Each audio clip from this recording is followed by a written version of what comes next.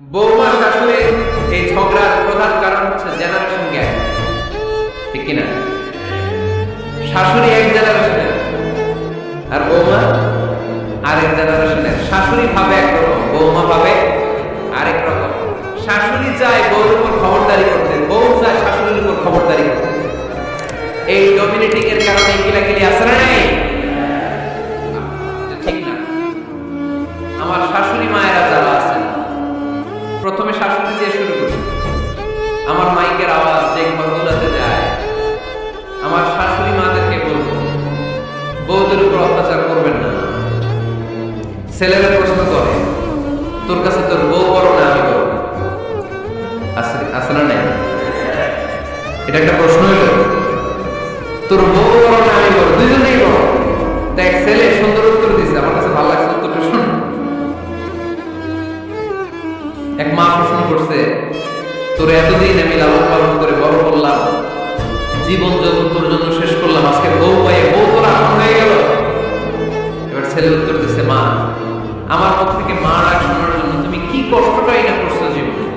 10 মাস আমার পেটে ধারণ করো, খাইতে পারো না, বমি করছো, কেন ওষুধ খাইছো, তোমার পেট কেটে আমার বের করা হয়েছে, 2 বছর আমার দুধ খাওয়াইছো, পেশাব পায়খানা করেছো, পরিষ্কার করেছো, বয়স যখন 3-4 তখন তোমার আমি মা ডাকছি। এই মা ডাকটা শোনার জন্য তুমি এত কষ্ট করছো, আর আরেকবারে মাইয়া এইবারে আইসে তোমার মা ডাকা শুরু করছে। যেই মেয়েটা তোমার মা ডাকে সে আমার আপন হবে না কেন? মা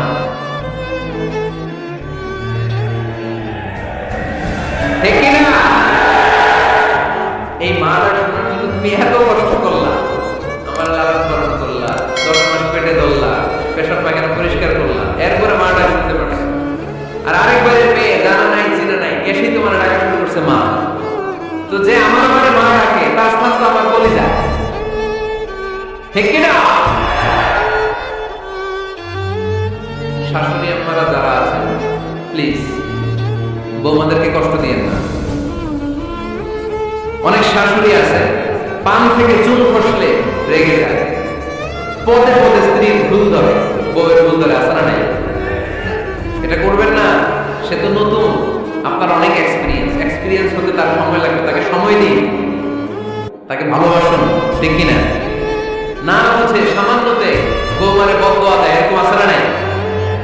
কিন্তু বুঝতে চায় না, বৌমারে যদি বদদোয়া দেয় তাহলে তার নিজ ছেলের পরিবারের ক্ষতি, পেটে ধরা যে ছেলে, ছেলের পরিবারের কিন্তু ক্ষতি, তার আপন নাতি নাতনিদের ক্ষতি। আওয়াজ করে বলে ঠিক কিনা? বৌমাকে বদদোয়া দিয়েন না।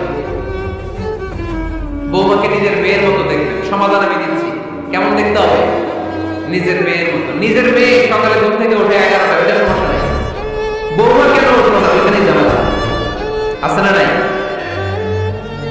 মেহেরবানি করে আপনার বৌমাকে আপনার নিজের মেয়ের মতো দেখেন। নিজের মেয়ের যেমনি আদর করেন তাকেও অমনি আদর করেন। আপনার বৌমারে যদি আপনি কষ্ট দেন, মনে রাখবেন আপনার নিজের মেয়েটাও আরেকবারে বউ হয়ে কয়েকদিন পরে যাবে। আপনি যা যা করবেন আপনার মেয়েকেও তারা ওইরকম কষ্ট দিয়ে বাড়িতে ফিরিয়ে দিবে। চিল্লায় বলেন ঠিক কিনা? খবরদার, টিট ফর ট্যাট। ইটটি মারলে পাটকেলটি খেতে পারে। এজন্য শাশুড়ি আম্মাদের যারা আছেন, বৌমার সাথে খারাপ আচরণ করবেন না। মেহরবানি করে তাকে আপনি কষ্ট দিলে আপনার নিজের মেয়েটাও আরেকবারের বৌমা হবে, সেও ওই বাড়িতে এই কষ্টগুলো ভোগ করবে। এগুলো যখন আপনি শুনবেন তখন আপনার চোখ দিয়ে পানি পড়বে কি পড়বে না? পড়বে। এবার আসুন বৌমার কথা বলি। বৌমা যারা আছেন মেহরবানি করে, বৌমা যারা আছেন মেহরবানি করে আপনার শাশুড়ি আম্মাকে নিজের মায়ের জায়গায় রাখবেন। আপনার বাড়ি ছেড়ে নতুন বাড়িতে আসছেন, তো এটাই তো আপনার বাড়ি। আপনার মা রেখে দিয়ে নতুন মা পাইছেন, এটাই তো আপনার মা। তো ওনাকে মায়ের জায়গায় বসালে আপনার সমস্যাটা কোথায়? বৌমারা খেয়াল রাখবেন, আপনি আপনার শাশুড়ির সাথে যে আচরণটা করতেছেন, আপনার শেষ বয়সে আপনার ছেলের বিয়ে দেওয়ার পরে যে বৌমাটা আসবে, ওই আচরণই আপনাকে ফিরিয়ে দিবে। The natural has its own return. প্রকৃতির একটা মাইল আছে, এটা শেষ মাইল, এটা শেষ খেলা। প্রকৃতির খেলা বড় খেলা। আপনি আপনার শাশুড়ির সাথে যে আচরণ করবেন, আপনার শেষ বয়সে আপনি একদিন শাশুড়ি হবেন, এটা মাথায় রাখবেন। ওই আচরণই আপনি ফিরে পাবেন। আওয়াজ করে বলতে হবে ঠিক কিনা? এজন্য 9 নম্বর পয়েন্ট হচ্ছে মিউচুয়াল রেসপেক্ট। সবাই যেন সবাইকে ভালোবাসি। দোষ ছাড়া মানুষ নাই, সবার দোষ আছে, আমরা যেন একে অন্যের দোষ না খুঁজি। বৌমারা, আপনাদের কানে যদি আমার মাইকের আওয়াজ যায়, অল্প কিছু টেকনিক অবলম্বন করলে আপনি আপনার শাশুড়ির মন জয় করতে পারবেন। শাশুড়িরা আসলে বেশি কিছু চায় না, আগের জামানার মানুষ তো, এদেরকে ওইভাবে পাত করতে হবে। মাঝে মাঝে একটু শাশুড়ির মাথায় তেল দিয়ে দেন, চুলে তেল দিয়ে দিবেন আপনি, মাঝে মাঝে চুল আসতে দেন, এগুলো কিন্তু খুব পছন্দ করে শাশুড়িরা।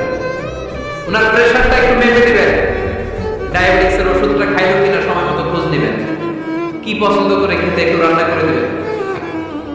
যে বক্তার ওয়াজ শুনতে পছন্দ করে ওই বক্তার ওয়াজগুলো ডাউনলোড করে শাশুড়ি আম্মাকে দিবেন, ইসলামী বই দিবেন। দেখবেন বয়স্ক নারীরা মাহফিল যেতে খুব পছন্দ করে, ওয়াজ শুনতে খুব পছন্দ করে, নবীদের কাহিনীগুলো শুনতে পছন্দ করে।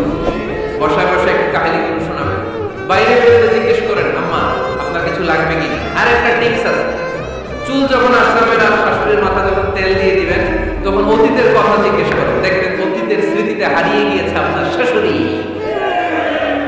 কি জিজ্ঞেস করবেন জানেন? জিজ্ঞেস করবেন আম্মা জান, মুক্তিযুদ্ধের সময় আপনার বয়স কত ছিল? ওই সময় মুক্তিযুদ্ধের সময় আপনাদের এলাকায় কি কি হয়েছিল মা?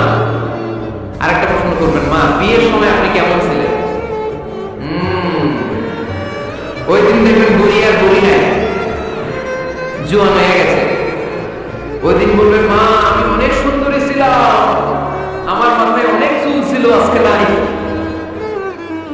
আমগো গ্রামে আমার সাথে সুন্দরী মাইয়া ছিল না। অতীতের স্মৃতিতে স্মৃতি হাতলাতে তিনি হারিয়ে যান।